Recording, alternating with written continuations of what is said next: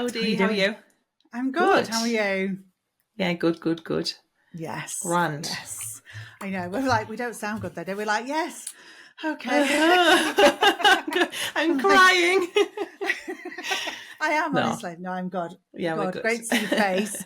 So And I've you? got something good I want to talk about today. There's a phrase that I hear you say a lot. And I thought it'd be really good to delve into it. And Yeah. so I'll tell you what, have you got what I guess? No, I'll tell you I what was it going to is. say, I have So so many phrases. This could be anything. where is this Which going? catchphrase? You say this a lot, get your head out of your client's purse. And I really like Yes. it, but I would really like to delve into this a bit more. And so let's start by just like, what does this mean, as an overview? Yeah, so what I mean when I say get your head out of your client's purse is obviously I do since like April 2024, I've been working with like tens of thousands of people on pricing. So I've heard every single panic and worry and thought process and wobble about pricing. I know you have a lot in the people that you coach as well. And I see people who have maybe worked with me, they've used the pricing calculator, they know what the prices need to be, and then they have that panic and they go, I'm not going to increase my prices because we live in a low income area. My clients don't have that much money. I know what my clients do for a living. I know what their pay is. I know what their household situation is.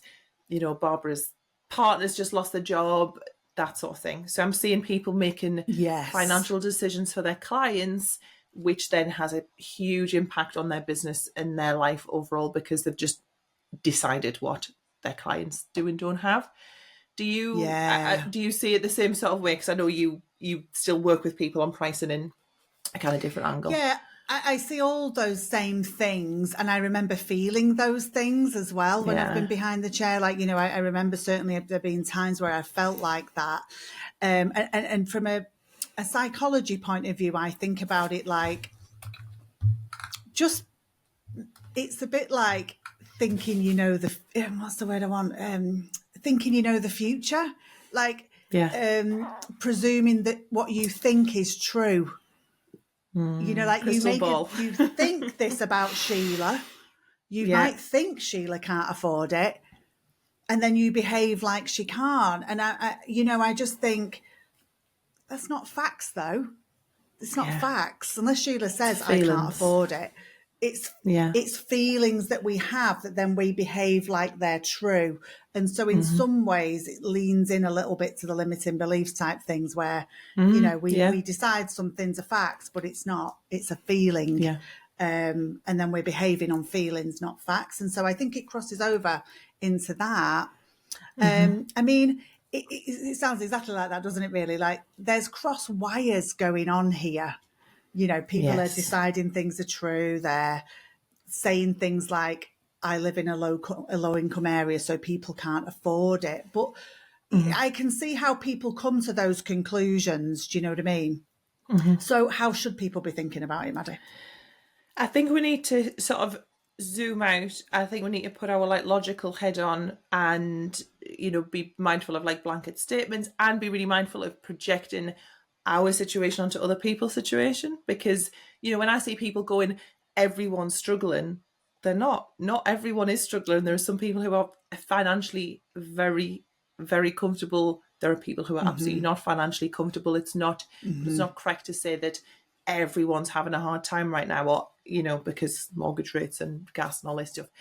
But I think a couple of things that I want people to sort of think about is there's a big difference between price and cost and value, and I think we get those wires crossed. I think we focus so much on the price when that's one of the least important things. So just to kind of whistle stop to that, the price is the outward facing thing. That's what's on your price list or your booking system or your website. It's what the client sees. It should be the same for each client. There should be like consistency in that if you came to me, the price for Haley is this. If Emma came to me, if whoever came to me, this is the same price. So the price is the outside thing that the client sees. Yeah. The cost is the behind the scenes, what it costs you as a business to deliver. So that's what are your overheads, running costs, Yeah. stock costs, all of that jazz. what I see people doing, and it honestly makes me like full body, like grab the chair. And I'm like, no, don't do this. Is when I You want to create a see, riot about it.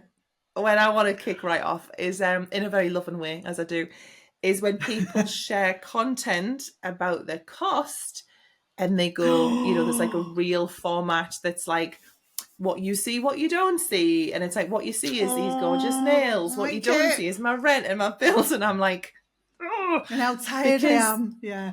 yeah, and we're all exhausted. Ha ha ha ha. We all, want to jump Yeah. out the window. Oh, no. And I think of yourself as a business, right? I don't give a shit if you work by yourself in like your dining table or like your mum's back, spare room, or whether you've got 100 salons, right? You are a business and you need to Yeah. treat yourself as such, right? You are still a legitimate business. Can you imagine seeing any other business do this? I use the story of like Apple. Like, imagine if Apple started advertising, going, oh, the cost of glass has really gone up, and our factory rent's quite expensive, so that's why you should buy our phones and spend like £1,000 on a phone. That's why you No, shouldn't we would moan just, about the price to me. yeah, and look at how it, I mean, you could say a lot about the very stressed out people who work in Apple, but don't come for me, Tim Cook. But it's really important that we don't do this, because that has nothing to do with the client, and it should not have anything to do with the client.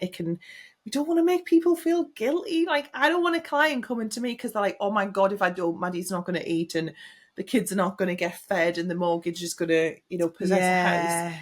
No I one want needs to people see to how the sausage is made, do they? no. It's a bit like I want that. clients to come to me because they're like, oh, when I was behind the chair, like, Maddie does shit hot hair. Like, Maddie makes me feel really confident. Maddie knows what I like and how I like to style my hair. Like, it should be about the client. And value, which is, I think, the third thing which people very rarely focus on because they're so obsessed with the price, is what is the perceived value in the mind of the client? So, like, why does a person buy an iPhone? Why do I spend £1,500 on an iPhone when I could get a phone for maybe half the price, maybe a third of the price? Because I see the value in having that particular model because of how it's sold to me. So I think just discerning between those three things, so the outward price, the behind the scene cost, and the value of how does the client relate between what they're paying and what they're getting. That's value. And I think we also need to separate some other things from our head in the client's purse side, is income versus disposable income versus spend, like, as it relates to value. So for example, when I was behind the chair, I grew up in Sunderland, so most of the work that I did was in Sunderland or the northeast. I covered like a massive radius, worked in some very low income areas. I had two clients, and I had this a couple of times over, where I would do the mum's hair and I'd do the daughter's hair in the same family. Yeah. Now, you would think mum's making more money, she's working full time. Let's say she's like, I don't know, a prison guard. I had a couple of clients who did that. You might make an assumption and go, oh, she's going to have more. She's older, got shit together. The daughter's not going to be able to afford me. When actually it was the complete other way around, because the daughter at home, let's say she's like 22, 23, works in a call centre, as all Northerners do, is clear, that's our job, is clearing like 1,500-1,600 a month plus bonus. She's not paying any rent. She's probably not paying any board because her mum's very generous like that. She maybe has a car paid for or doesn't even have a car. At most, she's probably paying for a phone bill, 30 quid a month. Yeah. She had more disposable income than poor mum, because mum's feeding everyone, paying the mortgage, paying the council tax. So she paid some rent. Mum could afford her extensions. She wasn't exactly. It's like circle of life, isn't it? Redistribution of wealth, socialism, baby. Yeah. But you might just look at that younger girl and go, oh my God, she'll never be able to afford like £500-600 extensions. She's only 22. When actually you have no idea what's going on behind closed doors with that person. And so there can be a really big disparity in disposable income. Just because someone earns a bunch of money or not very much money doesn't mean what's left over. And it's the value, the perceived value, that drives what they spend that money on. And it's like, you'll have all heard of the lipstick effect, which is that luxury goods do very well in recession. Like, We still buy that stuff. We still buy the Small lipstick. We buy the treats, bags. small treats, Yeah, isn't like it? treat yourself culture, which is a big part of my culture personally. Big fan. And we've that I think that's where we've got to really focus on is the value side of things. Definitely. Yeah. I think that's so interesting, actually, that it's like just because you might think someone earns a lot of money, and let's say they do, doesn't mean they've got much left over at the end of the month. Like, Yes. their mortgage can be enormous. They might be putting, who knows, whatever, but their money's going into what they value. Yeah. That's really interesting. And so what I want to know is this then, Maddie, is this something we've got to accept, that some people maybe don't value hair? Like, let me put it like this. So I know people who earn a lot of money and they don't value having their hair done. They're millionaires box dyeing their hair. Yeah. Right.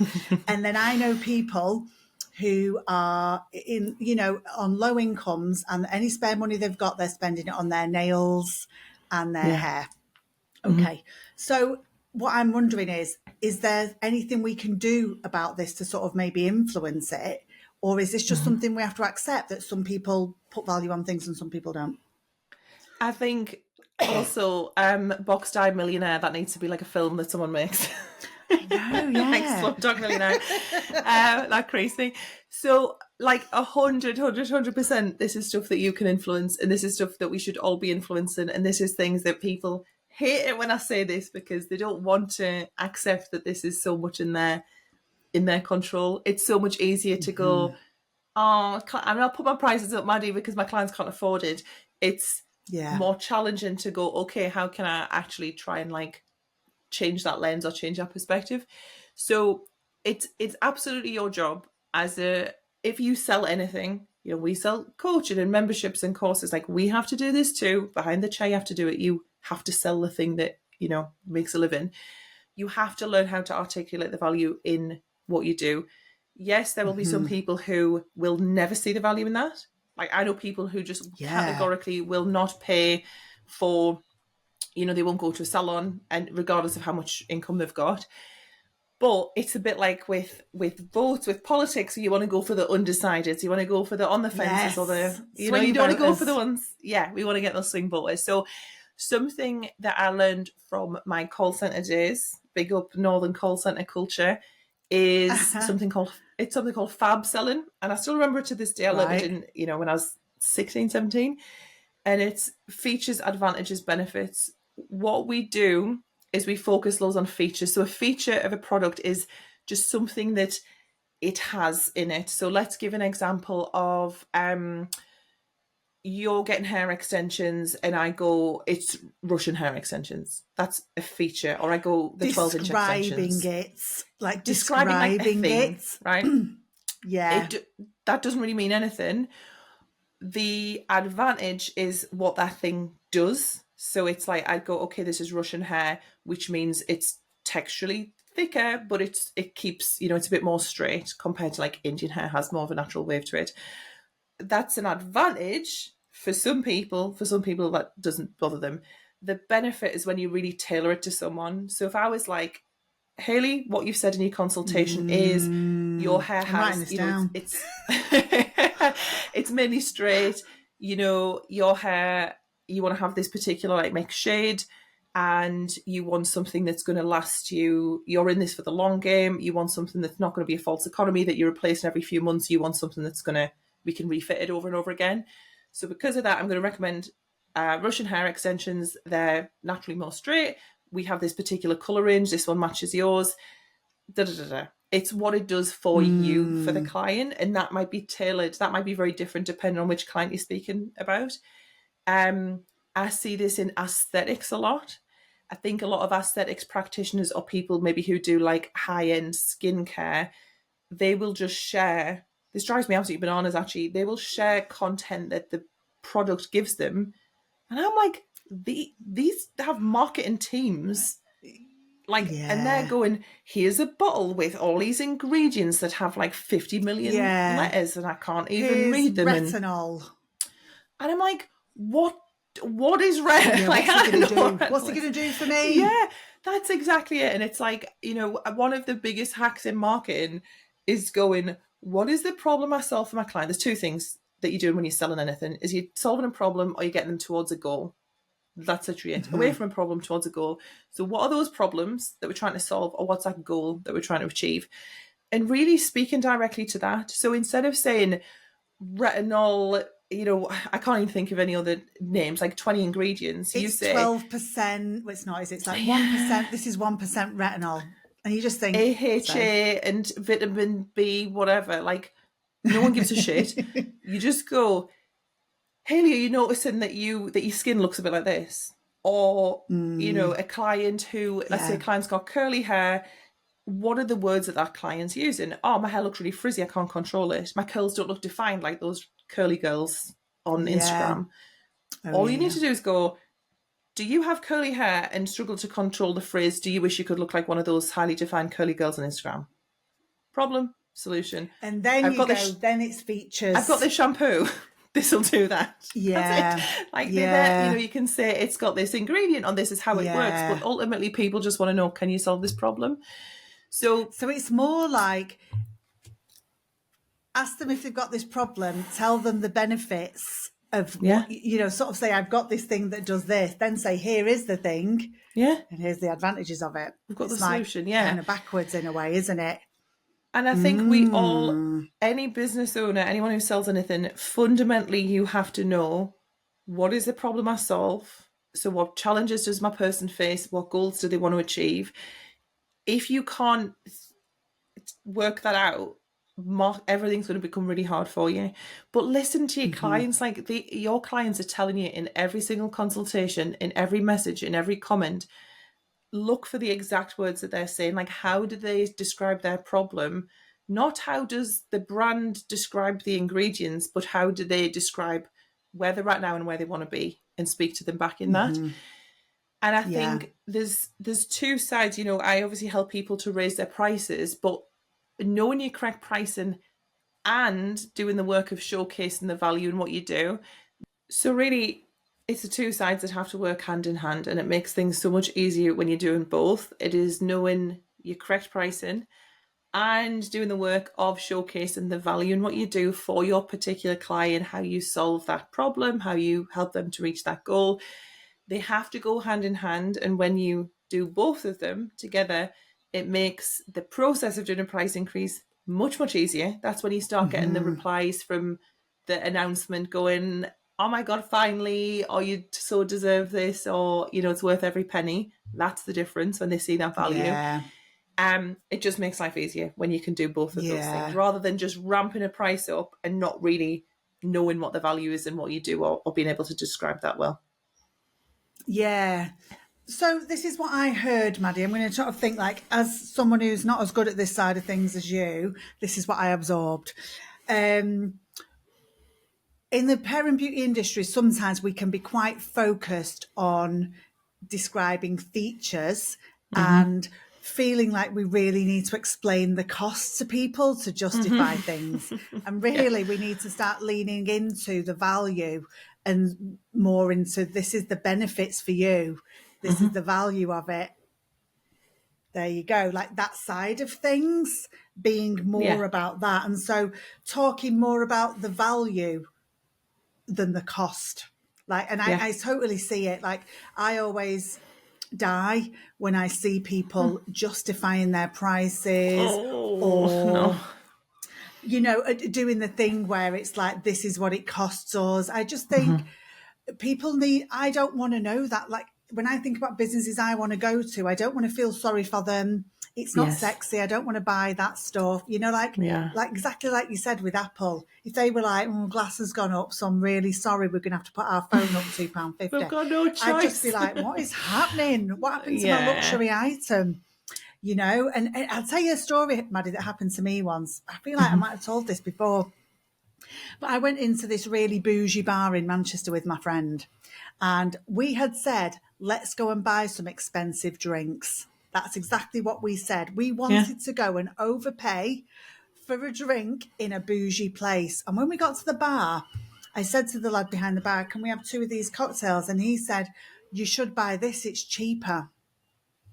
And he just ruined my vibe immediately. I just Yeah. thought, You just want a bougie drink. oh, I'm not looking for cheap actually today. I wanted to feel amazing. And actually Yeah. that barman ruined my bougie feeling by telling me what Yeah. was cheaper, because I was all about treating myself that day in a nice environment with my friend, and he ruined it.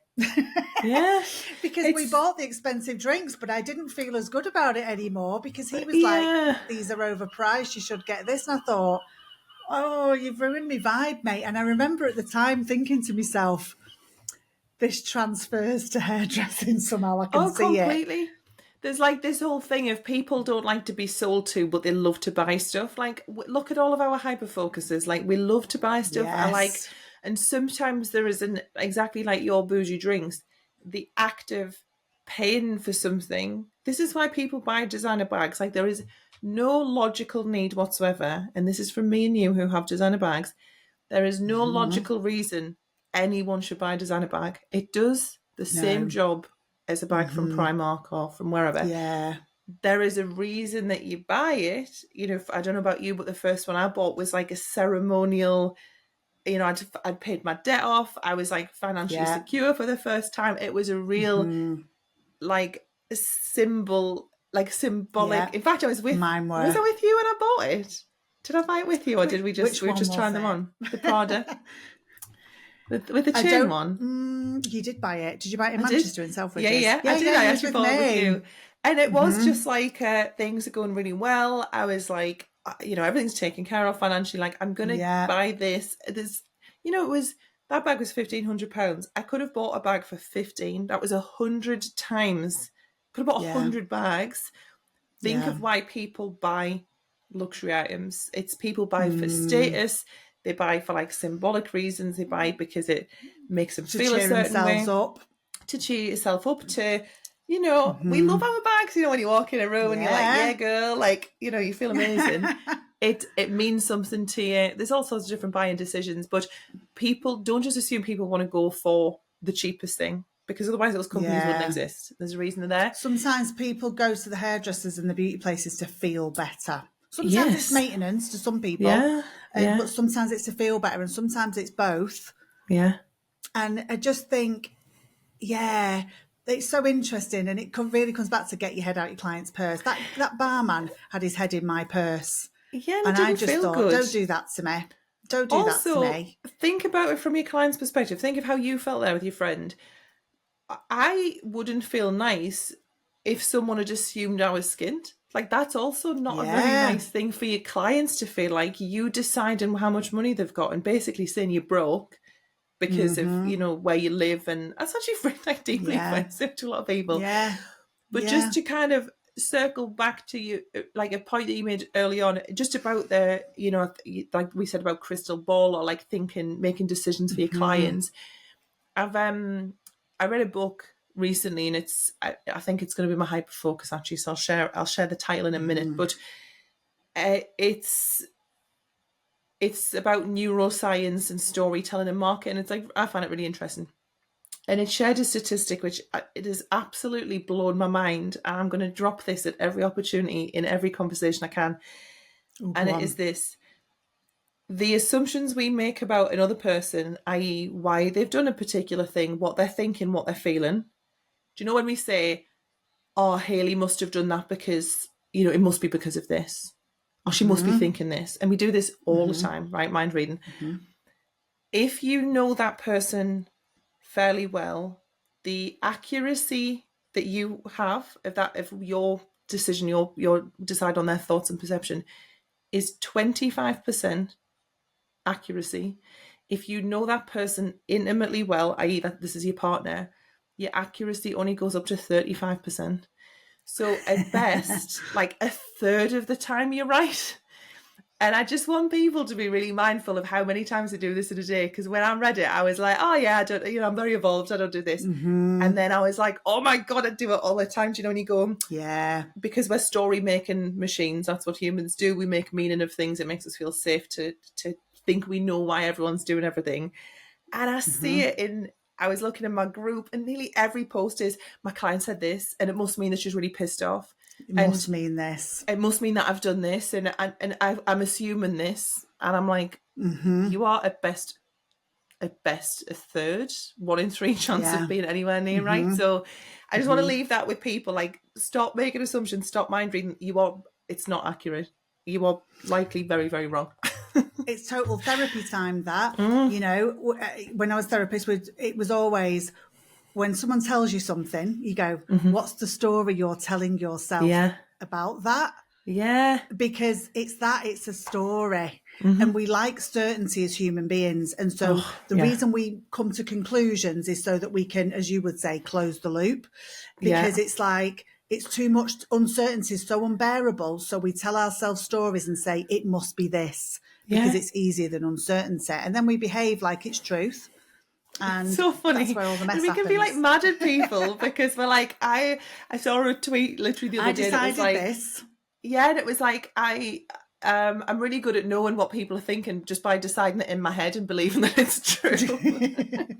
Yeah, it's all and of it's this. that. And when we question that, you know, but sometimes we don't always get the opportunity to ask the other person what they were really thinking. Yeah. But if you're in couples therapy, you do. And it's not always what you thought. Yeah, I bet So, it really interesting. is. Yeah, It's so interesting. a thing in just going, can you just tell me exactly what you mean, not tell me what you're thinking? But with our clients, like, if they go, It's not as easy. Yeah, like if they go, I need to cancel my next appointment. Yes, you can ask them. Yes, some booking systems allow you to ask a particular reason. Also, they might not give you the actual reason because it might be something that they're embarrassed to say or whatever. But yeah, like, we have to get okay with not knowing things, like just being uncertain and letting that just dissipate and going, okay, I'll just take the facts. The fact is this person cancelled. That's that. And sometimes presuming the best.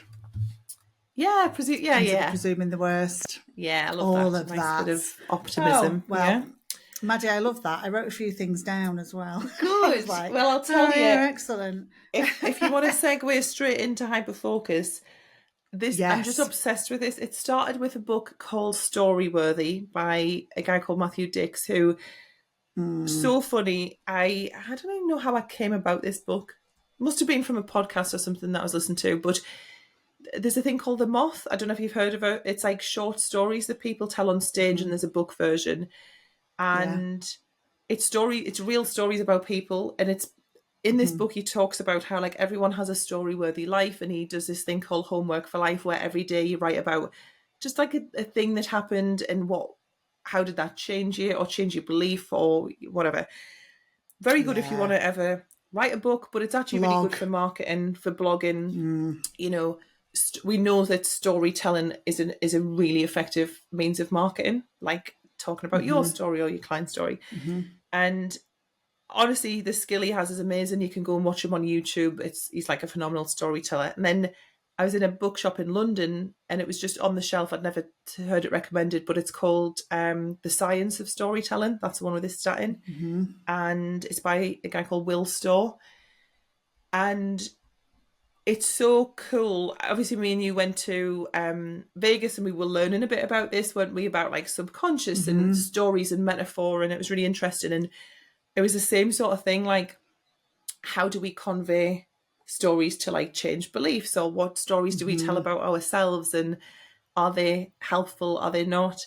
I know something someone said on stage was that, like, which really stuck with me, is pretty much everything's made up, so you may as well tell yourself a story that you like. That's what I'm saying. You might as well presume the best. Yeah, like if you're making something up, right. Yeah, which is, we kind of all just go around the world like making a lot of stuff up. Most things are kind of made up. Why not make up something that really benefits you? That, like, actually I'm a really likable person, and people generally feel better in my presence, and, like, you know, I know what I'm talking about. Like, tell yourself those stories, and you'll operate in a way that usually reaffirms those things.